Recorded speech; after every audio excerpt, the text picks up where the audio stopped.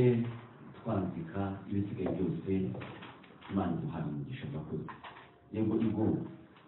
na Pastor Benit hamwe na Gadi. Narakoze umuvandimwe Manzi. Dushimye Imana nyine ko yongeye kuduha uburwayi bwo kugera aha ngaha kugira ngo twongere tuganire.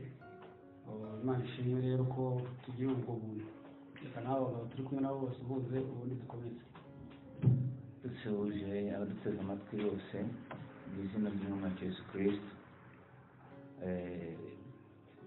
Nuko bababwiye nitwa Pastor Gakiza Venuste. Nishimiye kubana namwe rero igitondo cy'uyu munsi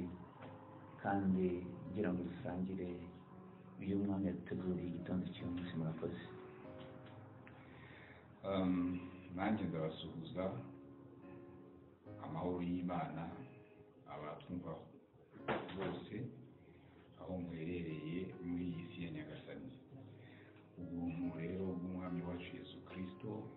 n'amahoro aturuka muko ari we Pasika yacu bitwarire mu mitima yanyu kandi mu byuzuzwe. Amen. Arakoze rero Gadi, hari ikibazo batubajije uyu munsi tutasanzwe kuba gusubiza nubwo ari kuri Pasika, ariko Pasika ari twari twayigeraho kuko ubundi Pasika ihoraho. Pawulo n'abandikiye Abisirayeli avuga ngo Pasika yacu yaratanzwe. Pasika ni umuntu, Pasika ntabwo ari umunsi. Pasika ni umuntu, ahubwo ntabwo ari umunsi. Ahubwo witegure tugiye kuba umwana w'intama bo turatumbuka tugiye kumujyayo n'ubundi tugiye kumujyayo tugiye kujya kuba umwana w'intama. Rero turasoma mu Roma mu gice cya 7 umurongo wa 12 n'uwa 13 n'uwa 14 kugira ngo dusubize iki kibazo. Ikibazo kiravuga ngo amategeko ko ari ayera kandi akaba akiranuka, kuki adahabwa abakiranutsi? Kuki abakiranutse urumva wenda yananirwa gutwara abanyabyaha ariko abakiranutsi bayabatwara kuko ari ayera kandi akiranuka? Aho none amategeko ni ayera ndetse n'itegeko byose ni ibyera bigakiranuka kandi ni byiza. Aha rero namaze gusubiza. Noneho amategeko ni ayera ndetse n'itegeko byose ni ibyera bigakiranuka kandi ni byiza. Mbese none icyo cyiza cyahindukiye urupfu ntibikabeho, ahubwo icyaha iki cyahindutse, iki cyarahindutse kugira ngo kigaragaze ko ari icyaha koko, kuko cyakoresheje icyiza kungana urupfu ngo amategeko agaragaza icyaha kibi kabisa. Tuzi yuko amategeko ari ay'umwuka, ubwo nanone kandi tuzi ko amategeko ari ay'umwuka. Cyangwa namwabikiraho amategeko ni ay'umwuka. Hanyuma Gadi, turahera aho tuza hano. Iki kibazo umuntu arakivuga wiki, amategeko ko ari ayera akaba akiranuka, kuki duhabwa abakiranutsi ngo bari twatwara ahubwo mukaba muyabuza abantu?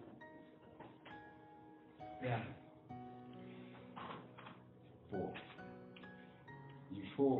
ndumva ikintu cya mbere ni ukumvira ikintu cyose muri context yacu. Context yacu none reka tubaze kwanza dufate Imana. Urazi mu ijuru Yesaya atubwira yuko hari indirimbo abamarayika baririmba. Umuserafi umwe abwira undi muserafi ngo uwera uwera Uwiteka niwe Mana nyir'ingabo, uwera. Tugumize mu mutwe igihe bavuga ngo itegeko byose ni ibyera birakiranuka kandi nayo umwuka. None Imana yo abamarayika bavuga ngo irera ni Imana yera Uwiteka nyir'ingabo. None twibaze ikibazo, iyi Mana yera yitwa yera kuko yubahiriza amategeko yayo, ese yaba ifite ubumenyi bw'icyaha ku buryo ivuga ngo kuba ntagikora nibyo bigaragaza ko ndi wera? Icyo ni icya mbere umuntu agomba kwibaza. Iyi Imana irimo kuvuga kwera kwayo ibishatse kuvuga ko yubahiriza amategeko, ntugasambane, ntukibe, ntukice. ndetse ko mwitangira bavuga ngo mubaye nk'imwe yo kumenya ikibi n'icyiza ubwo nayo irabyirinda. ubwo rero ntabwo yaba ikiri Imana. sibyo ko nicyo ngicyo kuvuga ngo abaye nk'imwe muri twebwe mu byo kumenya icyiza n'ikibi ntibishatse gusobanura yuko nawe yifite n'ubwo biriho ngo utigeze kumenya icyaha. hari ubuzima bw'icyaha kuko wibuke ko Salomo avuga ngo uko umuntu atekereza ni kwari. ubuzima bw'icyaha Imana ntabwo bifite kuko buhera mu bitekerezo,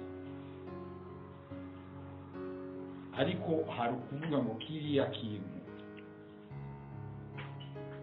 kintu ni umukara, ariko ujye ubwanjye urimo kuvuga ntabwo ndi umukara, sibyo? kiriya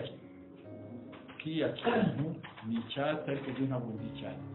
uko niko Imana ibona ikibi. kiriya kintu ni ikibi ariko yo ntabwo yifitemo ikibi. iyo tuvuze rero ko Imana ari yera irakiranuka, ntabwo iba ibivugishijwe n'uko hari amategeko ari hariya yubahiriza. noneho ni ukuvuga ngo aho ngaho turabona ko iyo Imana irimo kuvuga ko yera mu rwego rw'ubumana.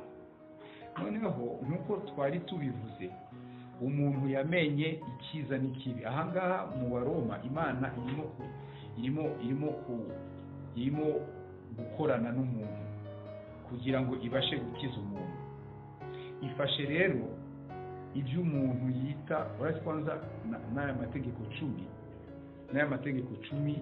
bayita la loi morale, n'amategeko ndangamuco ya muntu. muri ayo mategeko rero Imana yafashe icyo umuntu yita cyiza kinogeye umuntu, kitanogeye Imana.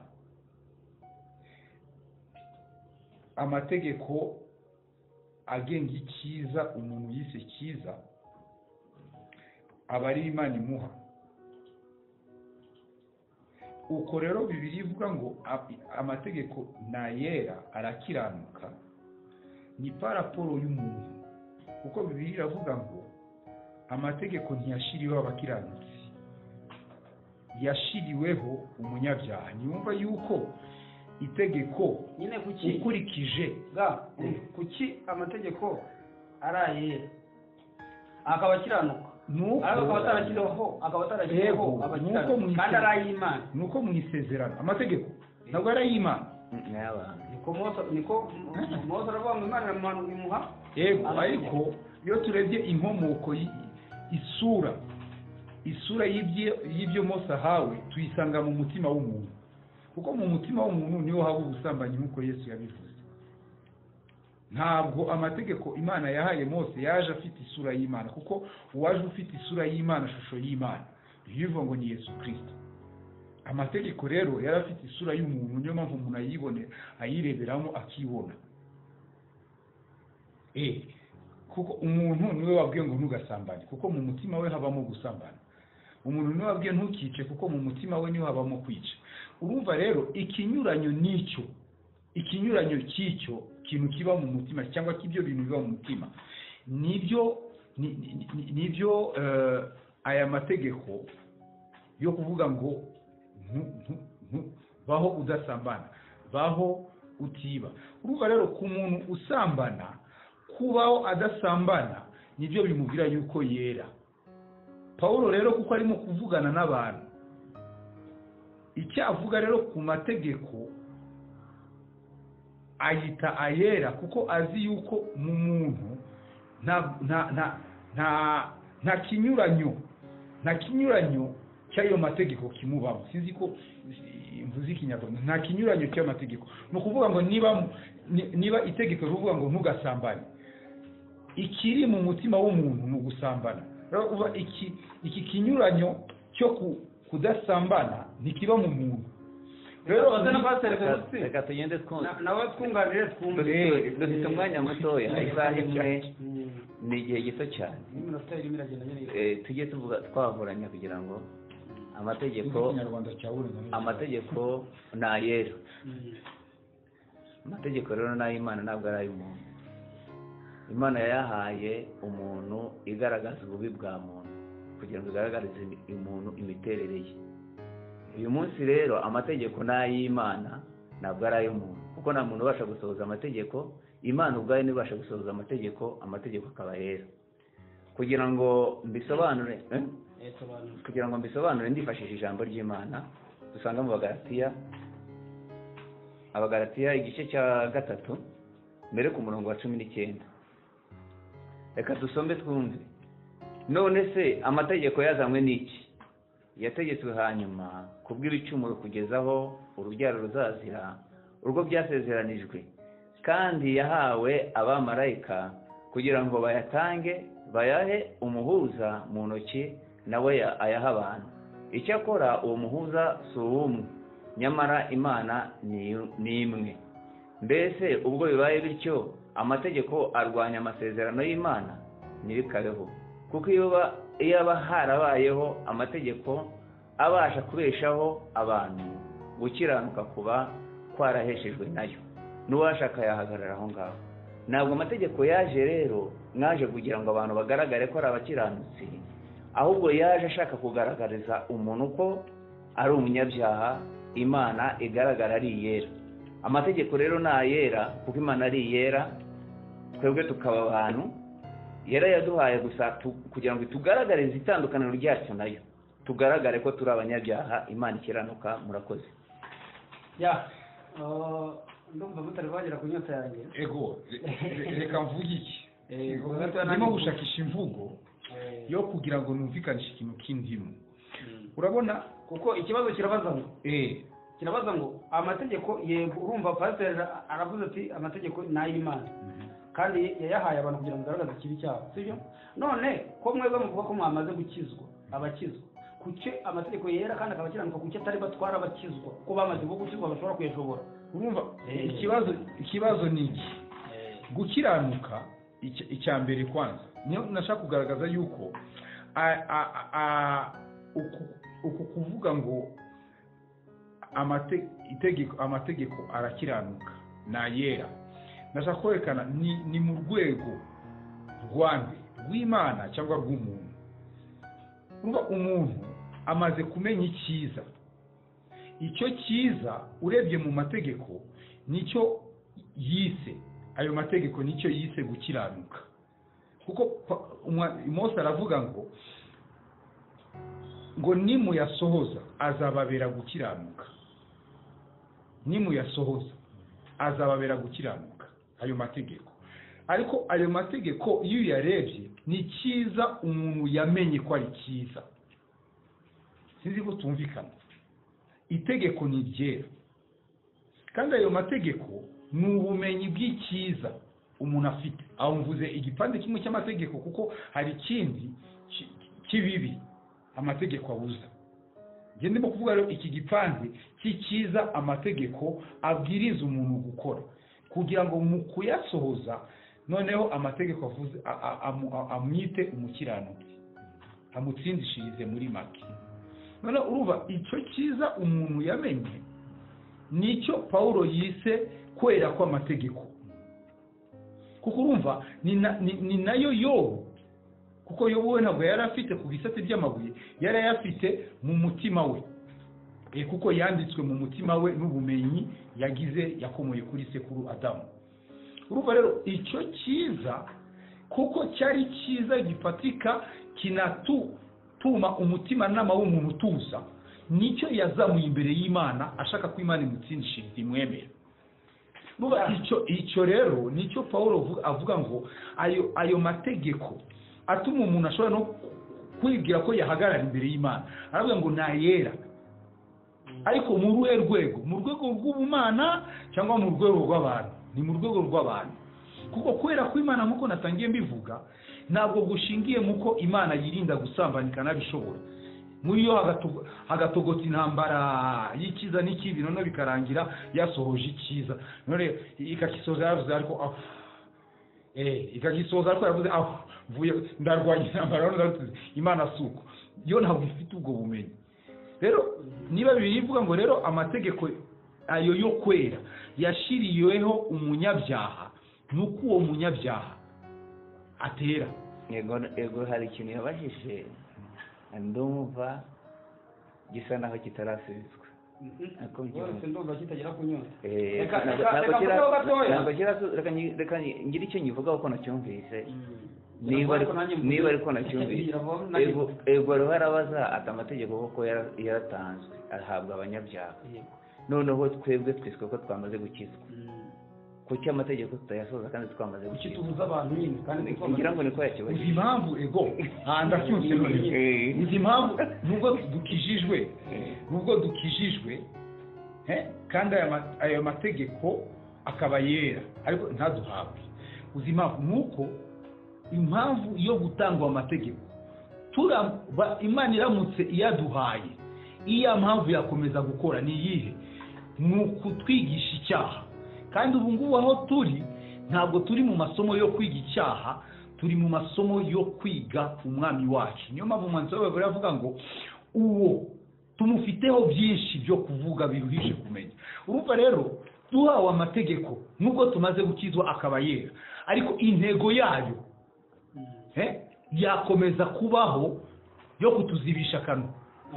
urakoze. ari ijambo nabonye muri ano magambo twasomye, nuko mutakomeje kugenda ngo muyasome mukajya mu yandi, ariko muri ano magambo twasomye uhereye hejuru mu Baroma mu gice cya 7 uhereye hejuru harimo igisubizo cy'aya magambo. Ubundi mwibuka ko tumaze iminsi tubwira abantu ko icyaha si ukwica amategeko. Abantu bashobora kudutera amabuye. Igihe twahereye cyose twigisha twashaka kwerekana ko icyaha atari ukwica amategeko, ahubwo ko icyaha kiba gihari. Niko twasomye ngo icyaha cyari gihari. Reka bisome. Niko umwanditsi Pawulo yandikira Abaroma mu gice cya 5 umurongo wa 12. Ngo icyaha cyari gihari wa 13 kuri icyaha cyari gihari amategeko ataratangwa. Ni ukuvuga ngo icyaha reka tusome naka. Yego. Reka tusome nanga. Umurongo wa 7 wavuga ngo nuko rero tuvuga iki? Amategeko ni icyaha ntibikabeho. Icyakora simba namenye icyaha iyo nakimenyeshwa n'amategeko, kuko naba namenye kwifuza iyo amategeko avuga ngo ntukifuze. Uvuga ngo ariko icyaha kibonye akito. Buriya ahantu mwagiye mukatira ubundi icyaha kiba gihari, cyari gihari ariko kitagira izina. Icyaha iyo kidafite izina ntabwo biba ari icyaha nubwo kiba gihari. Reka mbahe urugero. Mu Rwanda gushaka umwana w'imyaka 18 kuryamana n'umuntu w'imyaka 18 byitwa viol. Ariko mwibuke mbere yaho basogokuru na basogokuruza bashaka bafite imyaka 15 ba mama ba nyogokuru, sibyo? No kuvuga ngo icyo gihe kuko kititwa viol ntabwo ari icyaha. Nyamara kuviyora bisanzwe bihari. No kuvuga ngo ni ikintu gisanzwe gihari ariko iri jambo bita kito, no kuvuga ngo kitagira izina. None icyaha cyabanje kubaho, sibyo? Cyari gihari muri Edeni. Mwibuke ko icyaha ari ukutumvira Imana, ariko kutumvira Imana gushyirwa muri detail. Kuna roko kutumvira Imana kwitwa gusamba, kutumvira Imana kwitwa kwiba, kutumvira Imana kwitwa kugira ngo kutumvira Imana bihabwa amazina. Ese wakivuze neza yego. Ubundi icyaha niwinjiraho uraza gusanga icyaha ari umuntu. Yego, kuko Bibiliya ivuga ngo icyaha cyahoze mu isi nawe kibarwaho amategeko adahari. Ni ukuvuga ngo umuntu yahozeho mu isi urumva, ariko kuko adafite ibimugenga noneho akaba aho ngaho akitwa umuntu gusa. Ariko noneho bamubwiriye ati ntugasambane, igihita cyitwa ahita yitwa ikibazo mwasubije aho ngaho ni kwihangana biranga. Icyaha cyari gihari umuntu adahari. Icyaha oya yari umuntu ahubwo. Icyaha cyahoze mu isi amategeko adahari, niko birivuga. Icyaha cyahozeho amategeko cyahoze mu isi amategeko adahari. Kivuga ngo icyagihinduye icyaha ni inyito cyahawe. Reka nsome impamvu mbagize ikibazo yenda hari n'undi wese ushobora kuduteza ikibazo kugira ngo yenda ariko hagiye hadusomera kugira ngo tugendane nibyo ndabyumva kuko icyaha cyari gihari amategeko adahari ariko se nkahita nibaza Imana ijya gushyiraho biriya bihano mu byerekeye ku Adamu na Eva uko byari bigenze kuriya cyari ntabwo cyari cyaha Imana yabahannye ahubwo nyine hariya niho cyaha hariya icyo cyo cyaha ni naho cyatangiriye kurya ku giti niryo tegeko uvuga kurya ku giti cy'umuntu nicyo cyaha kurya ku giti cy'umuntu kumenya ikibi n'ikiza nicyo cyaha cy'umuntu niko twaherekera twigisha tuvuga ariko ibyo kumenya ikibi n'ikiza umuntu ntabwo yari azi uko icyo byitwa kubera ko bidafite amazina ariko byari bihari Imana yavuze icyaha nuko ngo reka nguhe urugero Kayini na Abeli sibyo nibo bana babayeho bwa mbere bavutse sibyo bavutse bazi icyiza n'ikibi sibyo bazi gukora neza cyangwa gukora nabi biba mu mutima wabo ariko none ibyo bikaba bititwa izina bikaba bitashyiraho detaye ngo ntugasambane ntukice ntukibe ntukagire gute urumva ibyo birahari mu mutwe wabo no mu bitekerezo byabo no mu mutima wabo birahari babyifitemo yego ariko bitagira amazina umva rero none ko hano bibiri ivuga ariko ngo nanjye kera nari muzima ntafite amategeko sibyo maze itegeko rije icyaha kirahemuka ntera ko ndapfa banza wumvikanisha ako kantu aravuze ngo nari muzima kera nari muzima amategeko ariko nafite amategeko noneho amategeko haziye agaragara nk'upfuye kuko yarahise ahinduka umunyacyaha dore impamvu ngiye kubivuga nuko itegeko ryagenewe gukoresha ubwenge bwinshi yego reka ubyumve neza urumva umuntu yariye ku giti kimenyesha ikibi n'icyiza ibyo bintu biba mu mutima w'umuntu nubwo waba uba mu mashyamba sibyo nta hantu wahuriye n'amategeko y'Imana wibuke ko tuvuga amategeko y'Imana nta hantu wahuriye n'amategeko y'Imana muri sosiyete yo mu Rwanda batari babona amategeko y'Imana none uyu munsi barohaga abakobwa basambanye sibyo babikuraga hehe babikuraga muri bo kubera ko icyiza n'ikibi barakiza gute barakiza ariko buriya ntawe cyari guhana ibyo bintu ntawe byagombaga guhanirwa kubera ko nta mategeko abibuza ahari haza amategeko y'Imana rero bita ntugasambane ntukibe ntukice ntugagire gute icyaha ni ukuvuga ngo icyaha gihawe izina noneho kibonewe izina icyaha reka nguhe urugero rundi rufatika uri mu muhanda uno uri munsi yacu sibyo ntibarimo kuhatambuka abantu polisi ije ikahashyira icyapa ati uyu munsi ntawe wemerewe kuhanyura uhanyuze bihita bwitwa icyaha kubera ko amategeko yo kubuza aho hantu yagiyeho icyaha cyo kiba gihari ni nayo mpamvu Imana ijya guhana icyaha idahana ibikorwa iyo ahubwo yatanze ayo mazina y'ibyo bikorwa kugira ngo ubone ko ibyo bikorwa biri muri wowe bifite amazina abiha amazina aho ati ntugasambane ko bisanzwe biri muri wowe ntuki bisanzwe biri muri wowe ntukagire gutya bisanzwe biri muri wowe wibuka ko twasomye ijambo muri Mariko mu gice cya karindwi oya ntabwo Imana yaguze ngo ntukabikora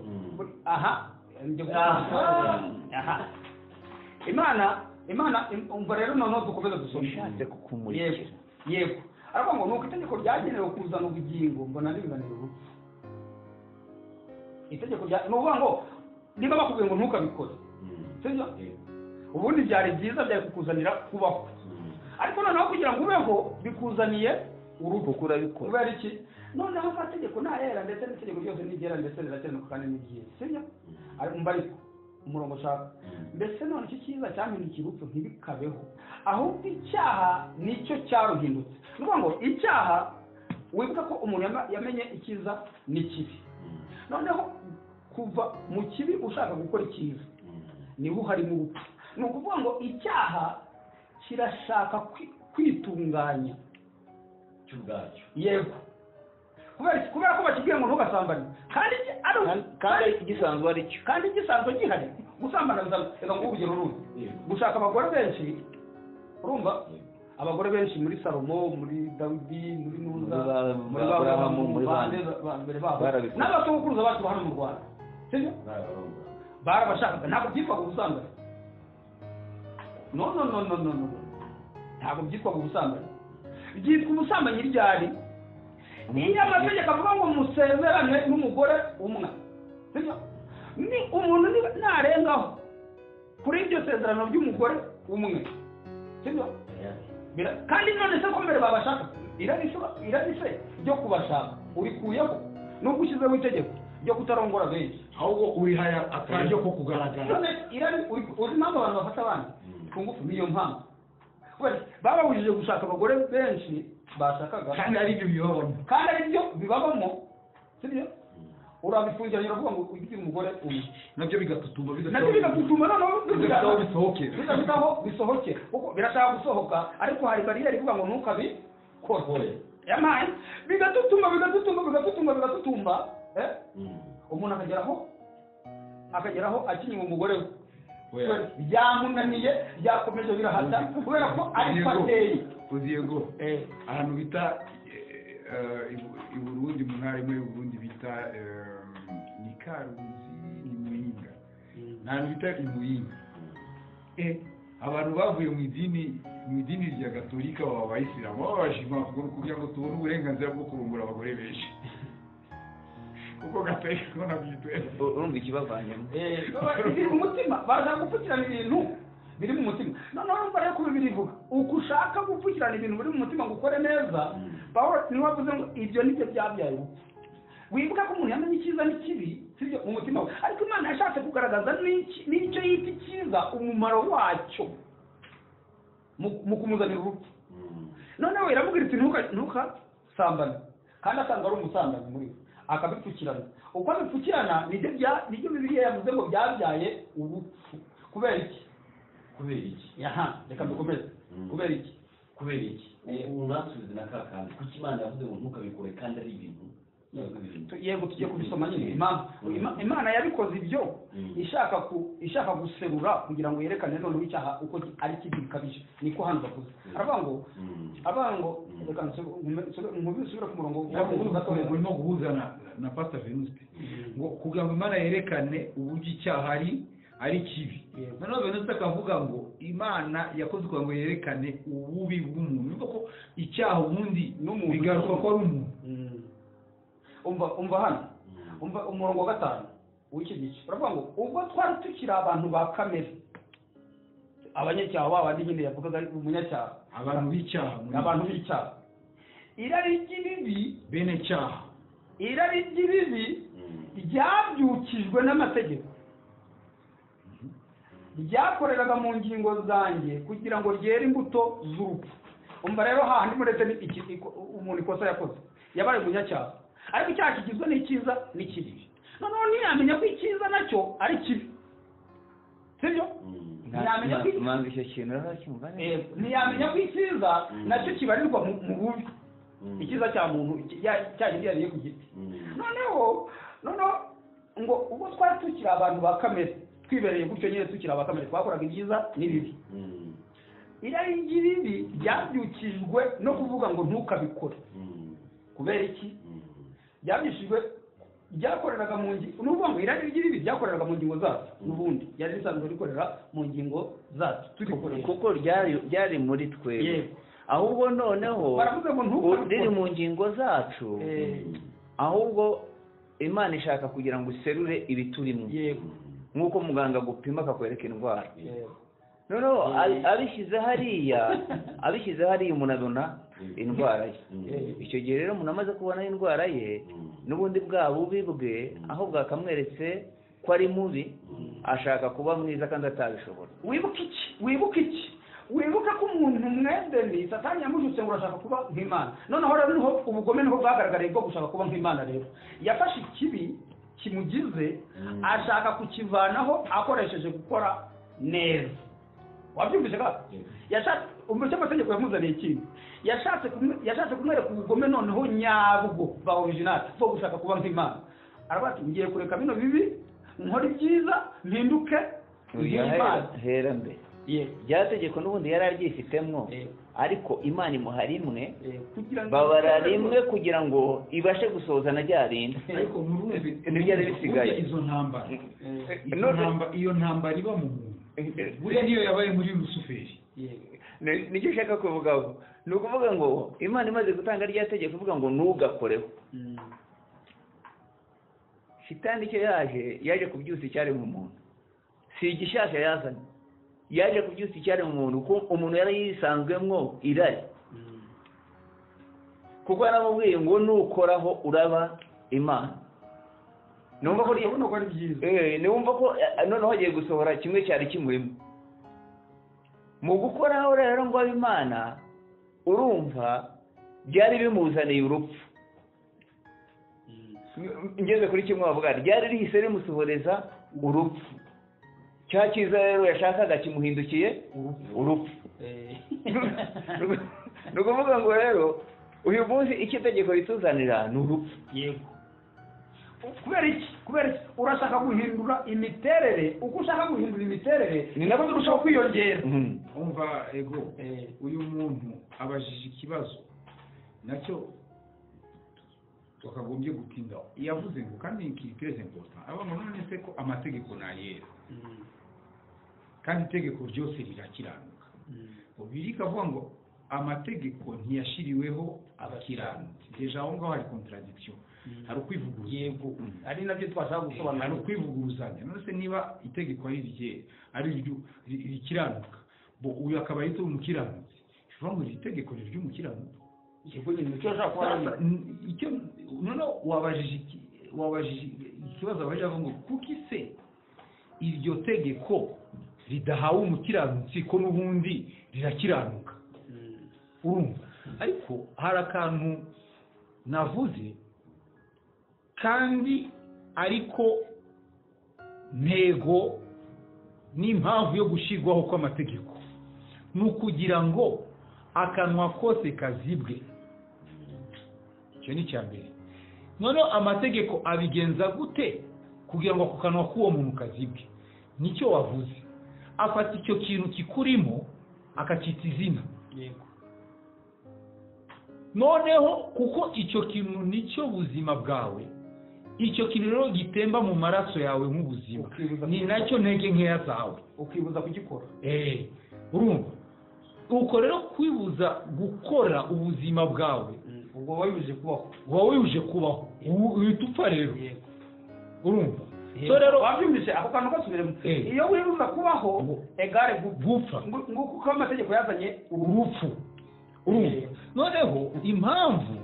nubwo turabakiranutsi niyo mpamvu gukiranuka kwacu ntabwo kuri mu rwego rwa kimuntu nyamara amategeko gukiranuka kwayo kuri mu rwego rw'abantu urumva iyo tandukaniro iyo ni impamvu ya mbere ituma twebwe aya mategeko atari ayacu nubwo yitwa ko akiranuka impamvu ya kabiri nuko turamutse duhawe kandi ayo mategeko ya ntego yayo iba yongeye kandi guhabwa ubuzima mu yindi mvugo azarwana natwe paka atubone akanwa kacu kazi dore impamvu atadutwara dore impamvu twebwe atadutwara iyi ya kabiri aravuga ngo nuko rero bene data niko namwe mwapfuye ku mategeko yego sibyo yaratwishe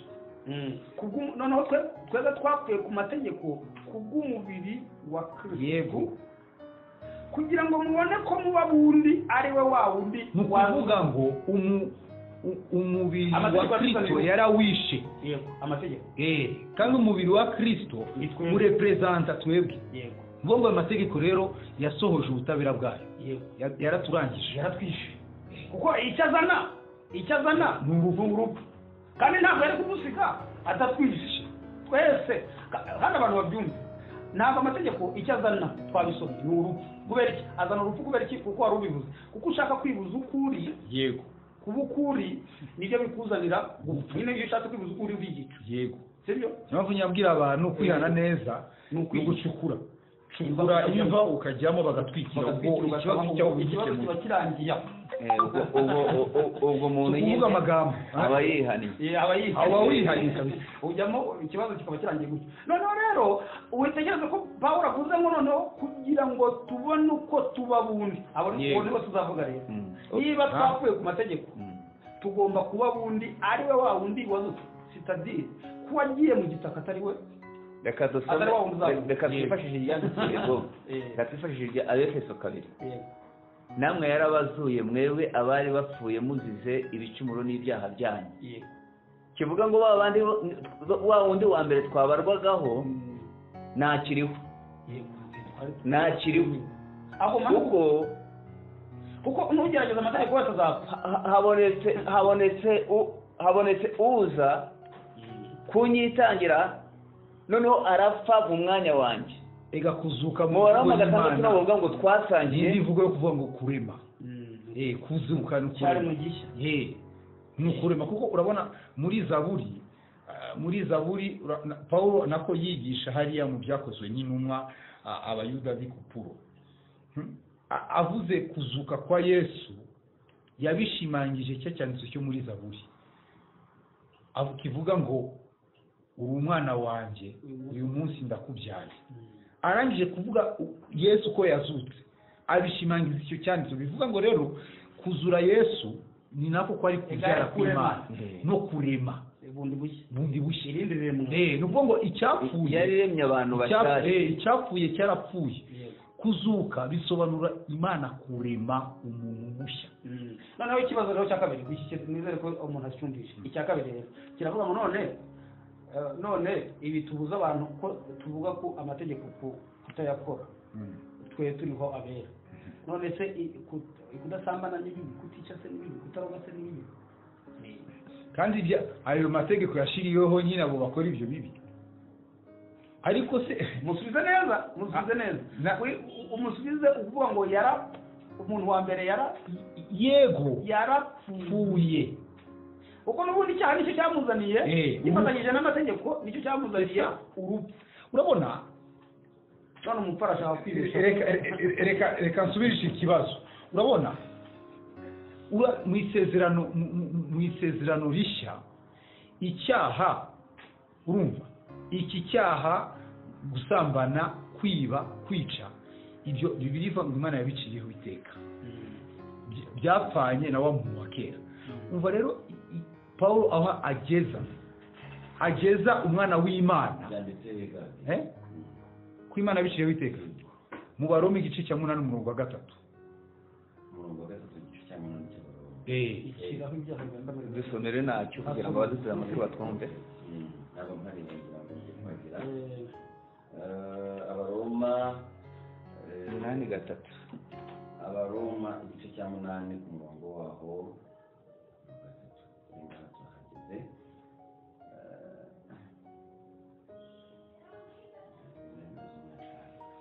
yego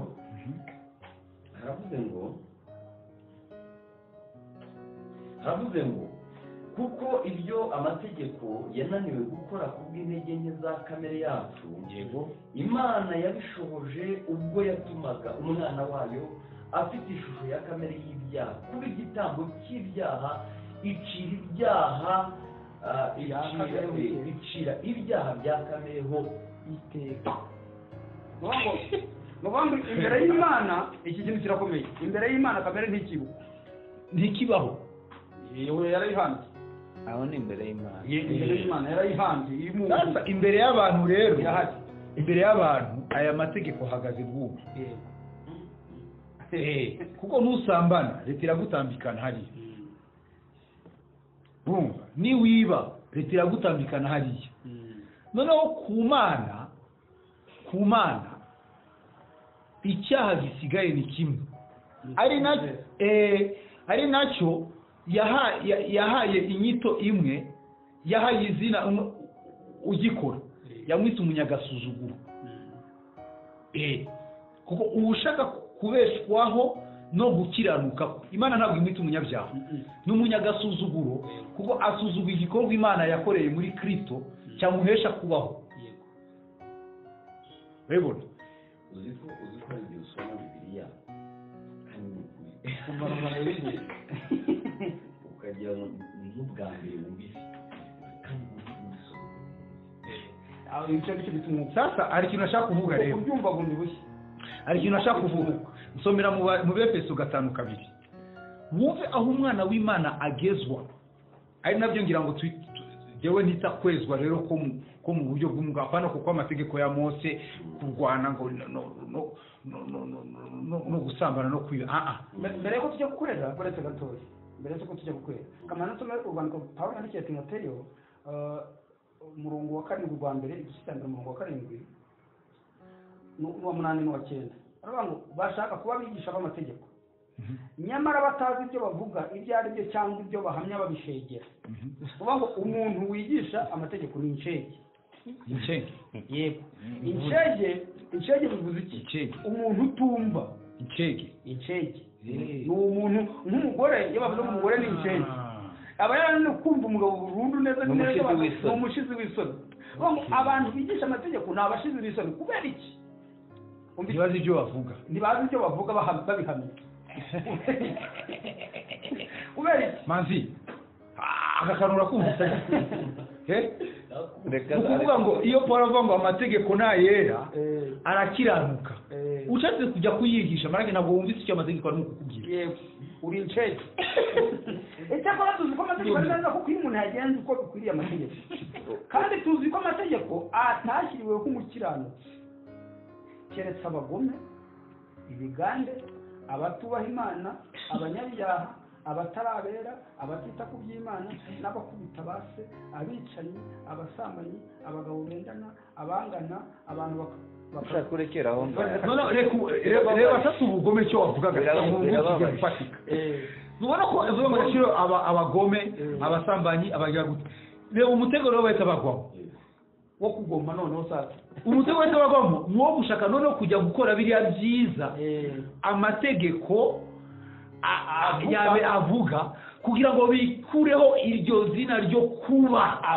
abagome noneho bakarushaho kuba babi niyo mpamvu Paul ababwiye baba bayigisha ntibazi icyo bavuga abatamutwe ndetse ushatse uwo bita abasazi manzi ikintu ruracyumva kuko barimo gushegera ibintu batazi kuko impamvu bashegera ibintu batazi nagira ngo mbibutse ko iyo amategeko avuzwe icyaha kirahembuka nuvuga ngo iyo wigisha amategeko uba urimo wigisha abantu gukora ibyaha kubera iki ahantu icyaha kiryamiye amategeko adahari kiba gipfuye niko twasomye ariko ibeshye uvuge ngo ntukagire gutya kirahembuka kuko Bibiliya iravuga ngo Waroma mu gice cya 5 ngo aho amategeko yaziye ibyaha byarushijeho gusaga ibintu biri mu Rwanda ureba bino by'ibyaha byazanywe no kwigisha amategeko cyane ureba abantu bafata abantu ku ngufu ureba abantu banywa urumogi ureba abantu bagira gute byazanywe no kwigisha amategeko ibi bintu cyane nta byahabaga ariko uko amategeko arushaho kugenda yigishwa uko murikira umuntu amategeko ibyaha birushaho kugwira umuntu ahita ashaka tegereza abanzi ngo tuvuge leta itanze itegeko ko nta muntu uzongera kujya mu kabare aterekanye urupapuro rw'uko yakingiye ndakuzi ateye abantu gushaka guhimba gushaka impapuro mpimbano sigiye bihita biba abo bakoretse abantu bafunze babazira gushaka niko amategeko rero atuma ibyaha bigwira none uyu munsi iyo tuvuga gutya ntabwo turiho twigisha amategeko nk'abantu babwira abantu ngo nibakore basohoze iby'amategeko oya ahubwo ntituri abagabura b'ibyaha kuko amategeko agaragaza icyaha uyu munsi rero ayo munsi turagabura Yesu oya abo Venusa anteye turagabura Yesu byaje amakuru avuga ngo ese ngo Yesu yabari umugabura w'ibyaha nibikabeho uzi yuko yashaka kuvuga ngo Yesu ntabwo ari umwigisha w'amategeko kuko uko uvuga amategeko urimo kubiza ibyaha uravuga ngo turahagera ariko niho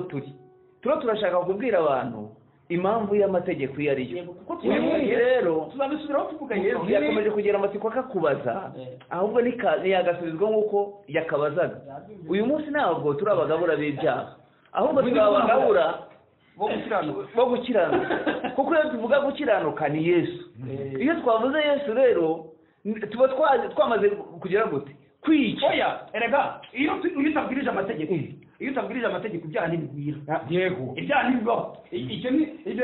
ubundi kuba ababwiriza bo gukiranuka kurenza uko nukuye iyo utavuze amategeko kubera ko tubonye ko amategeko ari imbaraga z'icyaha uje urimo kuvuga amategeko urimo kugabura ibyaha cyane iyo ubonye akito iyo icyaha kibonye akito kibonye izina mu mategeko kitagihembuka kikakwica kitakibaho ni ako kanya kuko Pawulo yandikira Abakorinto mu gice cya 15 yarabikabirije umurongo wa 51 yarabikabirije na gatandatu nako yarabikabirije aravuga ati icyaha kiba gihari ndahasoma unindo bita telefone ibyaha nibyo ruhori rw'urupfu yego kandi imbaraga z'ibyaha n'amategeko yego reka wumve iyo tubwiriza twebwe tubatubwiriza ibintu byo kubaho ubwo nta byaha reka bahasome kugira ngo abaduteze amatwi abo batubwigisha kudakora ibyaha uko umuntu yaba adakora ibyaha yego warupfuwe kunesha kwawe kurihe warupfuwe uruhore rwawe rurihe reka wumve twasomye mu Baroma ko urupfu ruzanwa n'icyaha ariko ruzanwa n'icyaha kubera iki kubera amategeko kubera iki ibyaha nibyo ruhori rw'urupfu sibyo ibyaha kuba urupfu rubaruha tangira aho hejuru kwanza kidogo kuri 55 aravuga warupfuwe kunesha kwawe kurihe warupfuwe uruhori rwawe rurihe warupfuwe ibyaha ufatishaho abantu ubica birihe kubera ko byaciriweho iteka iciraho ibyaha bya kamereho iteka none ntibihari urupfu rwavahe noneho ikitangaje rero ari cyo abantu barimo kwigisha uyu munsi bituma ibyaha bigwira ndetse n'urupfu rugahenduka ngiki rero ku murongo wa 56 ibyaha nibyo ruhori rw'urupfu yego kandi imbaraga z'ibyaha n'amategeko ni ukuvuga ngo iyo urimo kubwiriza amategeko uba urimo guha imbaraga ibyaha urimo no gutera abantu gukora ibyaha no gupfa kuko niko bizahereza uko umuntu ashaka guhindura ubugome ari bwo niko arushaho kugoma reka nguhe urugero umwanzi w'igihugu sibyo aramutse aje gukora ibyiza uyu munsi akifata agafatanya inka agafata impu z'amata n'ibiryo akaza kubiha abaturage sibyo yaba arimo kurushaho kugoma kuko leta yizi icyo ubugome kibuze uzi ko leta ibisobanura strategy arimo gukoresha yo kwigarurira abantu kugira ngo arusheho kwica abantu kugira ngo arusheho kwica abantu yarabisha arahunze sibyo none agarutse kubica mu gisa n'ikiza kandi afite icyo yitwaza umuturage utabireba yagira ngo ibyo bintu ni byiza kandi bigaragara n'ibyo umunyabwenge wicaye muri leta ubireba aravuga ati ishyano rirabaye aho bajya kurwanya wabyumvise aho icyaha wowe gikubita amategeko yo kuba neza urebe ngo kiragira gute kirahembuka kuko n'imbaraga yego z'icyaha ni amategeko n'ubu manzi muri kamere ye ni umusambana none baramubwiye ngo reka gusambana urapfa kuko nubireka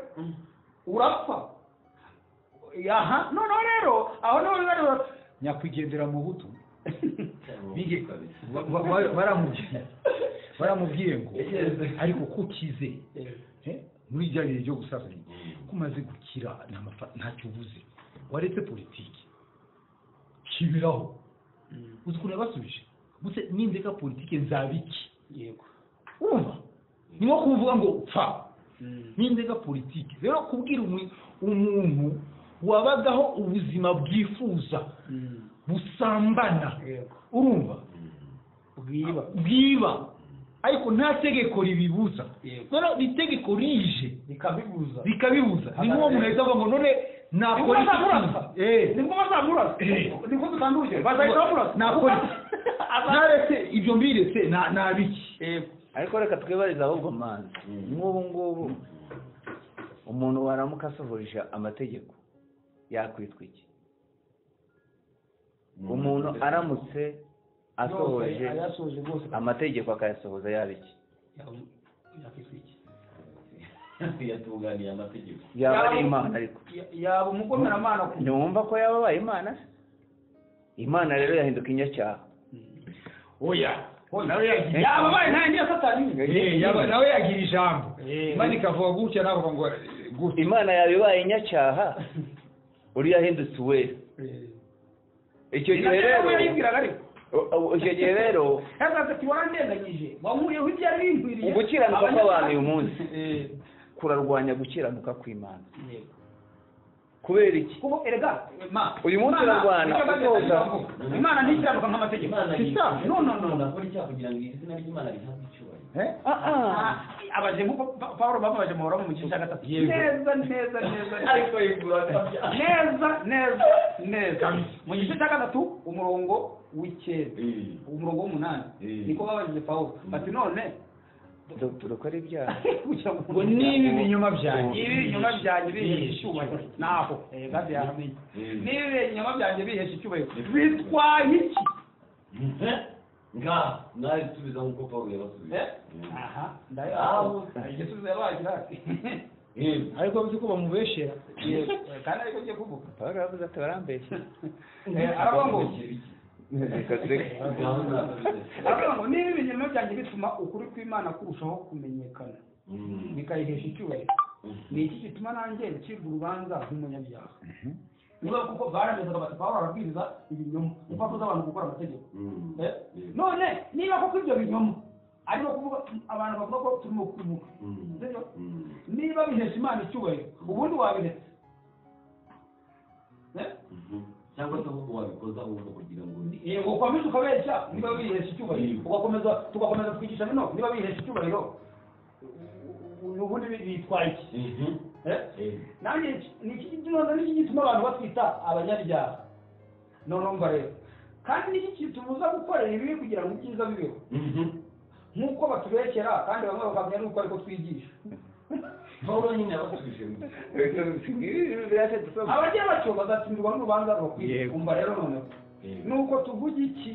mbese turabaruta oya da haba na gato kuko tumaze guhamya ko abayuda abagiriki yuko bose batwarwa n'ibyaha nk'uko byanditswe ngo ntawe ukiranuka ntawe umenya ntawe ushaka Imana bose barayobye bose barindutse ibigwari ntawe ukora ibyiza n'umwe umuhogo wabo n'inzu irangaye bandiganisha indimi zabo ubutaka bw'inshira buri munwa yabo akanwa kabo kuzuye ibitutsi n'ubwo bashaka kubyikuraho n'amagambo abishe ibirenge byabo byihutira kugusha amaraso kurimbuka n'umubabaro biri mu nzira zabo inzira y'amahoro ntibarakayimenya kuba Imana ikuri imbere yabo abo ni babandi barwana no gusohoza amategeko urumva barashaka guhindura uko bateye niko Pawulo arimo kubavuga muravuga ko turi abanyabyaha none ko muteye uku nguku muri icyubu ukavuze ko ariko muteye ubundi nyine gushaka gukiranuka no gute ni ikimenyetso simusiga yuko nta nzira y'amahoro barakamenya mu yandi magambo ashingiye ku byo Pawulo avuze ntabwo ari ikintu kimwe kivuga ngo abantu ntabwo barisobanukirwa ni nacyo amategeko twahereyeho arwana no gushaka ni ukuvuga ngo bararwana no kwiha ishusho ye batari yo yirengagije icyo bari haleluya dushake turangize ikiganiro hari ahantu tumvaga ariko Imana ishimwe kuko tugenda twigira ari kugenda umwuka uyu munsi twatanze urugero dutanga umuntu urwaye ukuntu njya kwa dogiteri barimo barashaka kwigira beza n'Imana yego kandi ari babi yego icyo nicyo gitutsi rero nicyo ari nacyo ikibazo nagira ni kimwe umuntu yabaye mubi byari umunsi inzoka iza kurushya umunsi arambura ukuboko akajya ku giti kimenyekanisha icyiza kugira ubwo bumenyi yahise aba mubi umunsi inzoka iza koshya umuntu kandi Pawulo yakivuzeho aravuga ati ndatinya nk'uko inzoka yohishe Adamu mu Edeni ari nako n'intekerezo zanyu urumva Pawulo atumurikiye ikibazo cyabaye muri Edeni ni intekerezo zayobejwe n'uyu munsi niko zirimo kurushaho sasa urabona nibyo navuga ngo hari ukwezwa ko mu isezerano rishya mu Efeso 5:2 Pawulo aravuga ngo no gusambana none se ntibikavugwe muri we amara ntibigakorwe ntibikavugwe mu yindi mvugo kuko iyo uvuze ikintu kiba kivuze mu ntekerezo sasa paul arimo kuvuga ngo kuki umunyamategeko akakwa gusambana ntibikavugwe ibyo bintu bita byemeye nuko mufite ubwo bumenyi tuza paul we kwezwa kwacu agutwaye mu ntekerezo zikuzuramo kristo ku buryo iyo usohora kristo sasa idini ryigisha ubumenyi bw'icyaha ntugasambane ugasanga rero gusambana nibyo birimo gusohoka ugasanga muri korali abagiye kuri bose basambanye kandi icyo wumva nicyo uba cyo kubera ko babibuze uko bivuga niko biremwa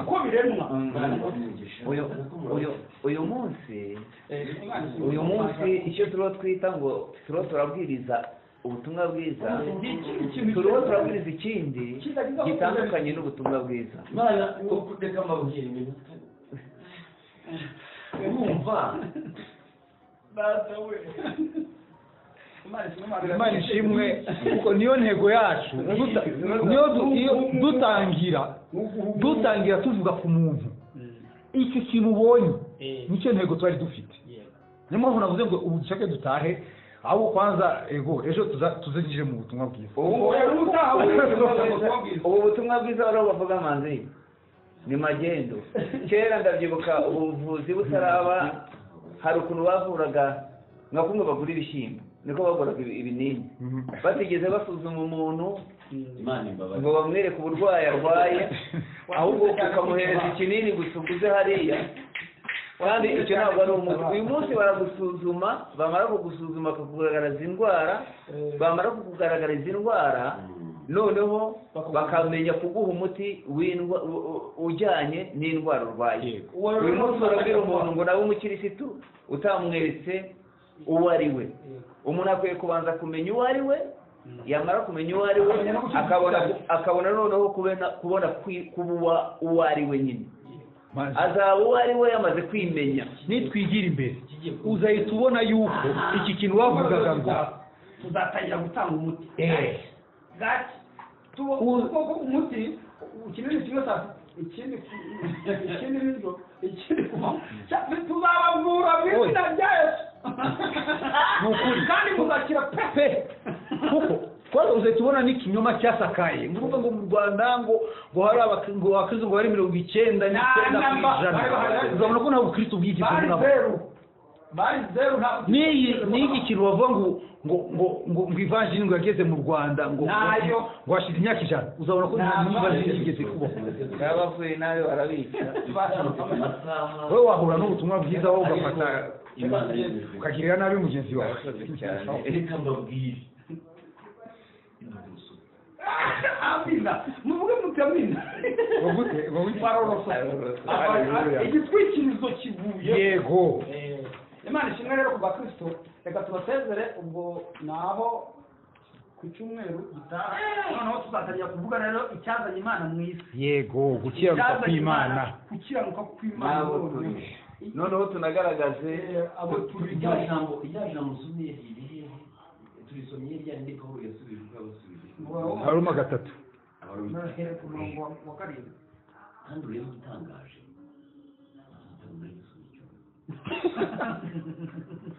kandi ntabwo ega manzi ubutumwa bwiza n'ikiganiro ntabwo ari teaching ubona ukuntu tuganire mu kuganira ubu n'ikiganiro kwishobora byose erega na Yesu yarabivuze ahubwo turarayini icyo Yesu yasize atubwiye Yesu amaze kuzuka muri tujye mu masaha y'abandi reka rero dusoze ubwo naho cyumweru tuzakanya gutanga umukino kugura no kugenda no gukanda cya kitima kigeze gukanda cyangwa ry'Imana uzagikanda tukibobeza amaraso tukibobezeho amaraso tutomora izina rya Yesu amen murakoze bye bye reka dusangane bye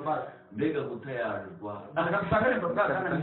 nomero yanjye ndayisenga gadi ni 0788 76 kandi mujye mwihanganira ikinyarwanda cyanjye kidasobanura ibintu uko biteye sinkizi cyane sinavuke mu Rwanda Pastor Venuste nimero yanjye 0788 4 gatatu 8 gatatu 8 9 ego Daniel 0788 26 91 91 82 91 91 bayi naho utaha shalom shalom